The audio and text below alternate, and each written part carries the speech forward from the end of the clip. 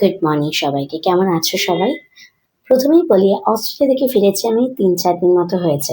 সেখান থেকে ফিরে এসে অনেক শর্ট ভিডিও ছেড়েছি, কিন্তু কোনো বড় অস্ট্রেলিয়ার ভিডিও এখনো অব্দি ছাড়িনি। আস্তে আস্তে ছাড়বো। কিন্তু ফিরেই আমাকে বেরিয়ে যেতে হয়েছে মালদা। মালদাতে আমার অফিসের একটা কাজ ছিল, সেখানে আমি গেছিলাম। গন্তব্যস্থল পাকুয়া বিএড কলেজ। শুধু মালদা না, শুনতেই পেলে মালদা থেকে অনেকটা দূর, প্রায় ৪২ কিলোমিটার বা ৩৩ কিলোমিটার কাছাকাছি রাস্তা। আমাদের প্রায় বর্ডারের কাছাকাছি যেতে হয়েছিল।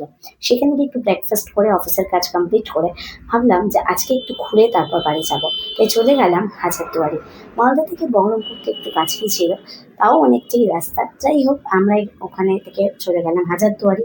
হাজারদুয়ারিতে শুধু ঘুরতে গেছি বলা ভুল হবে, তার সাথে আমাদের বহরমপুরেও কাটছিল।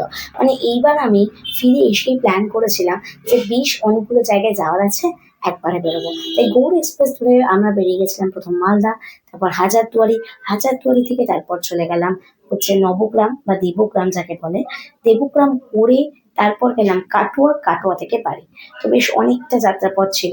আর কাটোয়াতে এটা হচ্ছে আমার নার্সিংহোম, যেখানে আমি জন্মগ্রহণ করেছিলাম।